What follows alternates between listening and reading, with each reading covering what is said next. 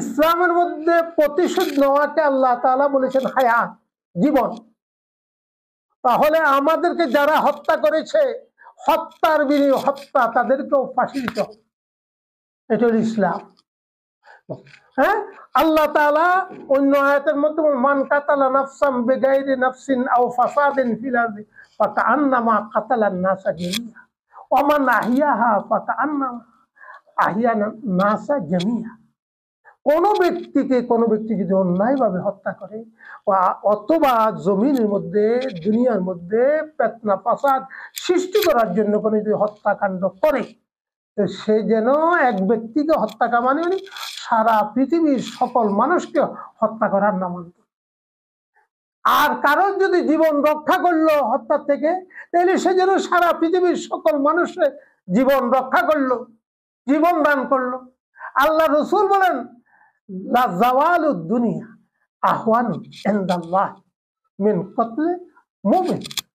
একজন মুমিন ব্যক্তির জীবন, একজন মুমিন ব্যক্তির জীবন লাওয়াজালুদ দুনিয়া ওমা ফিহা, দুনিয়া ধ্বংস করে দেওয়া এবং দুনিয়ার মধ্যে যা কিছু আছে সব ধ্বংস হয়ে যাওয়া আল্লাহর কাছে অতি সহজ। কার থেকে? একজন মুমিনের জীবন। তাহলে রাসূলের এই হাদিস, কোরআনের এই আয়াত দ্বারা কি প্রমাণিত হয় যে মানুষের জীবনের কত মূল্য। একটা মূল্যবান একটা প্রাণ না, চারটা প্রাণ।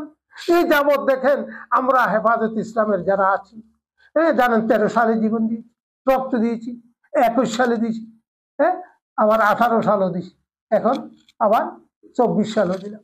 অর্থাৎ আমরা খালি মজলুম হচ্ছি। এই জুলুম, এই অত্যাচার আর কতদিন?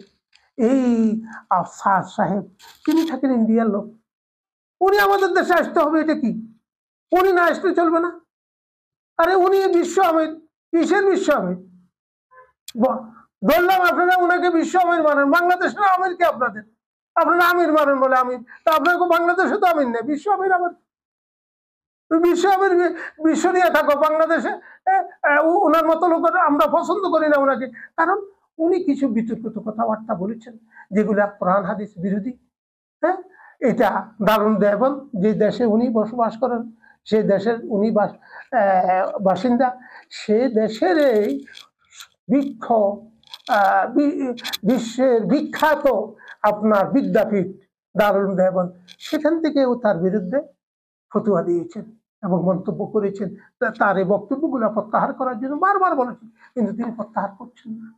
তার বক্তব্যগুলো অত্যন্ত আপত্তিজনক, সেগুলো অনেক লম্বা, বলতে হলে সময় লাগবে।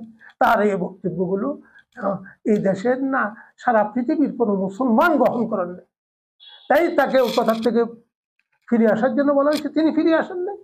আমাদের দেশের লোকজন তাকে অনুসরণ করছে বিদায় আমরা তাদেরকে বারবার দেখতেছি, আসেন ভাই আপনারা একসাথে, আমরা খাইছি, চলছি, ফিরছি, থেকেছি, সবকিছু করেছি, আপনারা আমাদের ভাই, আমাদের সাথে চলে আসেন। আমাদের যেভাবে কোরআন হাদিস মোতাবেক আমরা সবাই আমল করি, দাওয়াতে তাবলীগ কোরআন হাদিস হিসাবে চলবে, কোনো ব্যক্তির পূজা করবে না। কিন্তু তারা না, তারা ব্যক্তির পূজা করবে। তো তারা ব্যক্তির পূজা করতে যাই, আসলে ব্যক্তির পূজার মধ্যে এটার মধ্যে কিছু ঝামেলা আছে, যেটা আপনার কাছে অল্প আগে বলেছিলাম, যে এটার মধ্যে আপনার ইসরায়েল এবং ভারতের মদত রয়েছে। ভারত এবং ইসরায়েল এই দুইটা উপরাষ্ট্র চেষ্টা করছে এখানে একটা কিছু মুসলমানদের মধ্যে কিছু বিভ্রান্তি সৃষ্টি করে আমাদের দলে, বিভিন্ন দলে বিভক্ত করে দেওয়া। আর আমাদের ফটিক সরকার তো সে দেশে আছে, যে দেশে শাহ, তো আমাদের ওই সরকারও সেখানে যখন আছে, তার আরো কিছু লোকজন তো সেখানে আশ্রয় নিয়েছে। তারাই মনে হয় এখন এরকম একটা চেষ্টা করে দেশের মধ্যে একটা বিশৃঙ্খলা সৃষ্টি করে অন্তর্বর্তী সরকারকে একটা বিপদমুখী করার চক্রান্ত করছে। এই হত্যার